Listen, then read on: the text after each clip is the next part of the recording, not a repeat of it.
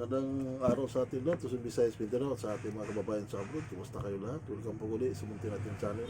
Sa mga mga viewers natin hindi pa nakapag-subscribe, subscribe na tayo at like na rin sa ating mga video para kung may bagong video, ma-update kayo sa ating FB, James Sasso.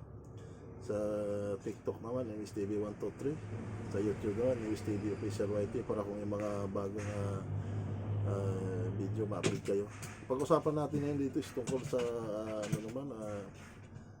pagtaas ng gasolina dito sa ating bansa. Dito naman talagang di natin maiwasan dahil nga may kaguluhan doon sa gitnang silangan. Nagagaling naman lahat doon yung mga gasolina natin. Pero bakit naman pwede para maibisan naman makiusap tayo sa ating gobyerno na matanggal man lang yung VAT sa ganung paraan naman bumaba man lang yung gasolina kahit paano, bumaba man lang yung lahat na bilihin kasi sa ngayon kasi talagang sumisirit na yung presyo. Pero dito naman huwag sanang mahinayang mga kinukulan natin kasi kung may mawala man dahil dito sa pagtanggal ng VAT kasi lahat naman dito nasa bayang Pilipino makinabang.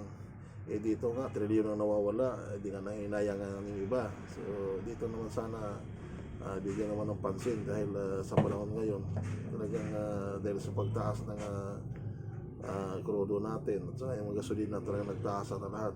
Sa atin lang naman ito is pakiusap ng sana naman bigyan naman pansin. Sa atin naman kinaukulan, gumawa na rin siguro ng paraan para kung anong mga dapat gawin. Ang nangyayari kasi dito puro na lang banggaan, kabilaan, puro akusasyon na lang.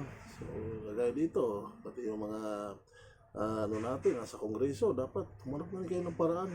Yung mambabatas kayo siguro naman magawa niyo ng paraan itong panahon ngayon. Paano natin isolbahin dahil ang nangyayari dito puro na lang